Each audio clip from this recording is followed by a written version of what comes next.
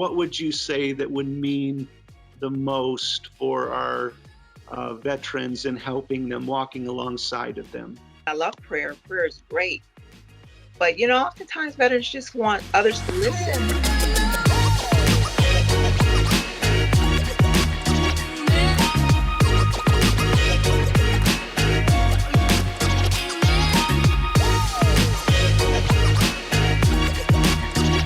Hey, Steve, it's great to be back with you in our One Mission, One Movement podcast. We've been talking about the unseen casualties of war, and so today we've got a special episode where we're going to be talking with someone on the front lines of that battle.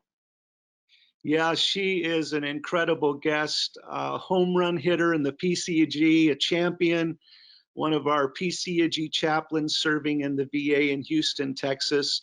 And so we want to welcome the Right Reverend Dr. Lieutenant Colonel Tammie Elfadili. Welcome, Chaplain. Good morning, Bishop Ming and Pastor Throckmorton. How are you doing this morning? We're doing wonderfully well, and we're so excited to have you on our podcast just to talk about a very important subject, as Steve mentioned, our unseen casualties of war, and being on the front lines of reaching out to help them and support them in life and in their families. And Steve and I, we're not the experts on this matter for sure, but we know that you have some incredible counsel and direction for us and for our viewers and listeners to help us in this matter. Yes, sir. The issue at hand is not an easy issue. In fact, I'm still learning a lot about it. And so as a chaplain in the United States Army, as well as a mental health chaplain in the VA Medical Center, it's like I'm a student, but one thing that I'm learning is that each veteran is different. Each casualty of war is different. And so it will be a mistake to cookie cutter an approach for each veteran. I think the beginning step is to learn about the person and what that person needs. I love that, because every person matters, every life matters. And, there's a couple of questions that we could just toss to you real quick that I think you can probably help us with. And one of those, you've actually started addressing it. Why is having a presence so important for our vets and for our unseen casualties of war? Yes, sir. A presence is important because the casualty of war should know and really deserves to know that he or she is not alone. Because oftentimes that person feels that other people do not understand him or her, and because the person who's never gone to war, have never fought in battle physically, may not truly understand. And so having a presence, meaning having a person who walks with God, presence with that casualty of war, is important, because they will know that, me, for example, that I'm not coming alone. I'm coming in the name of God and hoping to bring God to that person in the form of prayer, and also in the form of just sharing hope. Steve, I know you have some thoughts on this as well, and talk a little bit about, as a pastor, even having a presence in ministering to those who have been on the front lines for our country. It's key for everyone, and I love what the chaplain said this morning. Each person's different, and that's true for any kind of ministry. And sometimes, because they may fall into a particular category by the work that they do or a group that they come from, sometimes we tend to look at that group kind of as a whole. And you can't afford to do that in any kind of ministry. I've come across many veterans, and I've worked with veterans, and I know the last time when I talked with Chaplain Elfadili, we gave insight into the unique experience of the military, you know, and one of the things that you mentioned was is that they go from an arena in which they feel like they're making an national difference to just being another person on the street. So talk a little bit about that.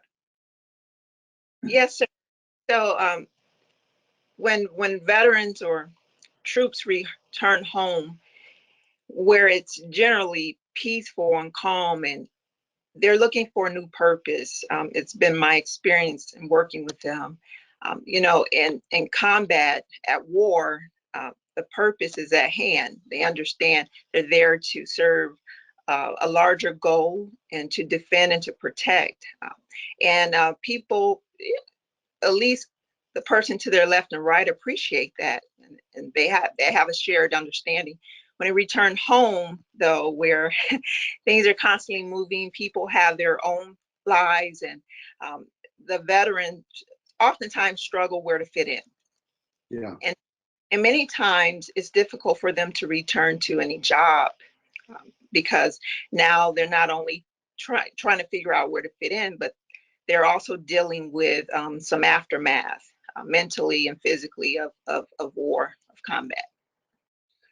And just as a follow-up with that, I know that one of the causes for this higher suicide rate is one of the potential causes is the difficulty of adjustment coming back into that. How is a pastor, how is a church member, how is a follower of Christ, how can we help in that adjustment? Yes, sir. One thing that's very, very important, that's an important skill that we must continue to hone, is listening. Sometimes there's a tendency, I realize, even when I'm speaking to others about my own experiences, that there's a tendency to interject, or, you know, offer prayer. And I love prayer. Prayer is great. But, you know, oftentimes veterans just want others to listen to stories, because part of them sharing therapeutic. Yeah. And many times they've never shared, and not even the comrades, you know, the person who was there with them, know certain things that they experience in the same situation. So they want to share and download their sacred stories to someone.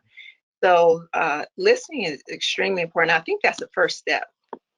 Yeah, that's very good. And I think for that, you know, that's true in any kind of ministry. But for us, it's understanding the individual and then understanding their unique experience as a veteran or as a military. So that's really good, Bishop. I think that's excellent. Yeah, and I would imagine just going through the general demands of military life, you know, the long hours, the separation from family, and kind of, you know, from what I would imagine or understand, you almost put aside or devalue the stress and the distress that you're going through for the service of the mission you're on for your country.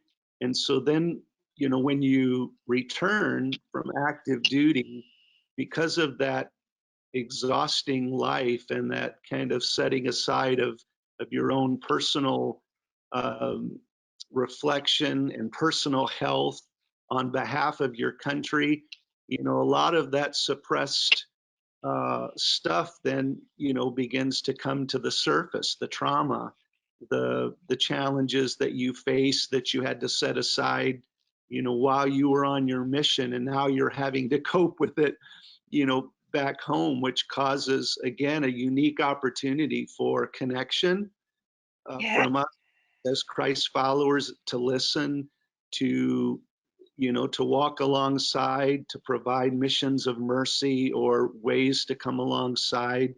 So all of those things, Chaplain, I know we have to be sensitive about. as Christ followers, reaching out to those who have served. Yes.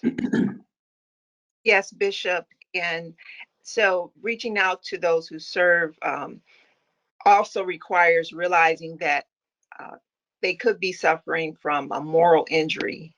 Mm. Talk about. Yes, sir.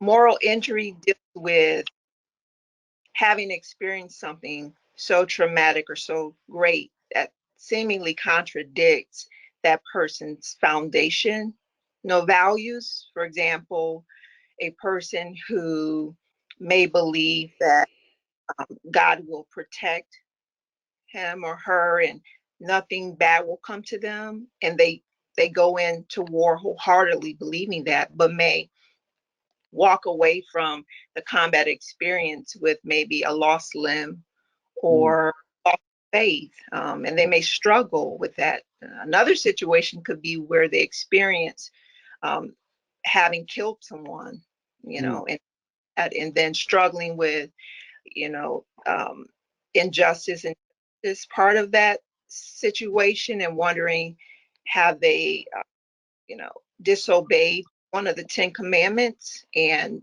just, you know, dealing with that and needing to talk to someone who's sound in scripture to Mhm. help them get that peace. That's true. And then, in the wake of Afghanistan, and we've kind of talked about that, moral injury being one of the most important things that we're focusing on. And so that's excellent. That's very good. Well, from what I understand as well, because of those types of situations, the dilemma, the conflict, then, suicide ideation uh, begins to, increase significantly. I saw one statistic that, that it's 50% higher for vets compared to peers who have not served in a war, or in an area or an arena that you're talking about with moral injury. And another statistic I saw, 30% of vets were struggling with PTSD and some of the challenges there. And so all of that is a result of whether it's moral injury or the incredible a threat that they face on a daily basis when they're actively involved in war. Yes, sir. Um, there's a long list of possibilities for each person. One thing I was talking to a pastor about is that part of what makes the difference good is that person's understanding of, you know, God, the relationship they have with God, or the understanding of maybe an important passage of scripture, or just having a foundation to which they willingly go to, because some veterans may walk away, carry them through other prior to combat. So the experiences can be very vastly different. Yeah, that's true, and that's one of the most important things. And I think in the wake of Afghanistan, I think one of the most important things that we can do as Americans is to step back now and to really look at all the cost of war. As America, we've been successful in the past, World War I, World War II, to some extent the Korean War, but beginning with Vietnam, things have changed, things have shifted, and the human cost uh, has skyrocketed in ways that we're unaware of, beyond just casualties on the field. And so I think one of the things that we're trying to highlight and trying to at least bring information about is it's a time for us as Americans, it's time for us as Christians to really assess this human cost, and then to really step up now. And I think it'll temper us in terms of entering into wars. I think it'll temper us, maybe some of our national hubris and pride, to just not charge into these, but begin to realize there's a heavy cost to be paid. And it's not just the lives that are lost on the field. these unseen casualties. And the good thing about that is that we can still do something about that. And so we need to step up. And that's why we've really been spotlighting this. It's a great opportunity for the church to minister to the soul of America, I think, and then to these unseen casualties. So it's wonderful to talk to you about this today. Chaplain, why don't we kind of bring our podcast to a close by specifically talking a little bit more about how, you know, every Christian, every pastor can help. I know we've talked about listening, and we've talked about prayer, and we've talked about walking alongside. Um, you know, but our vets need us. They need the Christian community of faith to come alongside of them. Obviously, for pastors near Fort Bragg or Fort Jackson or Fort Hood, they can, you know, come alongside these huge military populations, maybe connect with the local chaplain there and say, how can our congregation help? And those types of things. But we also know that there are our military personnel and veterans all over the place. So how, you know, how do we help them? I know saying thank you to our veterans and meaning it is important. You know, seeing a veteran walking up, shaking a hand, saying thank you, or paying for a meal, or paying for a coffee for one of our veterans. There are all kinds of practical ways, I think, that we can help. But what would you say that would mean the most for our veterans and helping them, walking alongside of them? Yes, Bishop, that's a question. One thing that's important is to with community individuals who are specialized in certain areas of maybe clinical care, maybe therapy, those to whom our veterans go when they need. So, one way to do that is to have some form of symposium or dialogue at the church and invite community Great. partners and have a speaker, perhaps even can share his or her story and add that meaningful part to the presentation, and then ask those attendees what they offer, and maybe they can take a step at the podium and share what their resources are, so that we're syncing on the same page. And then also we build a reputable list of people, because we don't want to send them veterans to anyone. We want to make sure that the people that to whom we send them are really creditable and quality in their training. By, you know, visiting a nearby VA facility, I know you work at the VA in Houston, Yes, is sir. a way, you know, to connect, to get involved in a vet assistance program there. You know, if I wanted to do that there in Houston, how, you know, what would I need to do to connect? Yes, sir. So our veterans from their own home can go to va.gov and find the center closest to them, and they can either call and talk to someone.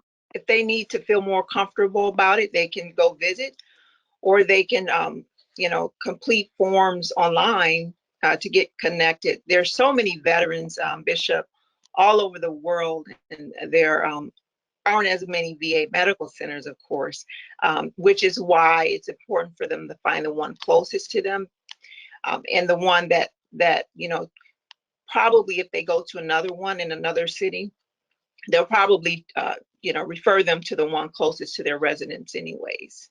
So they divide it, they serve, each VA medical center serve the population within their area of operation. And I know that when we talked before, you emphasized, which I thought was good, the importance of referrals.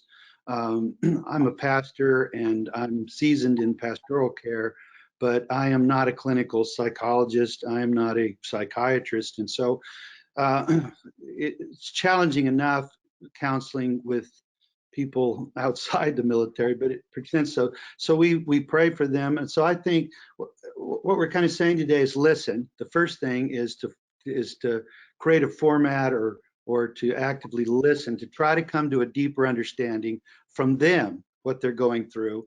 And then I think raise awareness, through a symposium and so that we're bringing them into an open dialogue with us. And that's part of what our podcast is meant to do, is basically to just raise awareness of this particular issue and then open the door for many things that they're facing. And then referrals, to make sure that we don't take it upon ourselves necessarily, and we talked about that. I mean, Jesus is the answer. There's no question about that. But to get them into a situation where Christ-led counseling can deal with them both in a clinical setting and also in a spiritual setting is very important. So we should be listening, raising awareness, and then if we have opportunity, we should understand how can we refer them effectively to get all the help that they possibly can get in this situation. Yes, sir. Yes. For any of our viewers or listeners that are interested as well in serving in the chaplaincy, we have an incredible chaplaincy program in the Pentecostal Church of God, military and civilian, and would love to connect with you. If you're interested, please contact our military endorser, Dr. David Reynolds, at dhr1975@gmail.com. Again, that's dhr1975@gmail.com, or please call him directly at 717-386-1463. Again, that's 717-386-1463. Well, thank you, Lieutenant Colonel Chaplain Tammie Elfadili, for being here with us today.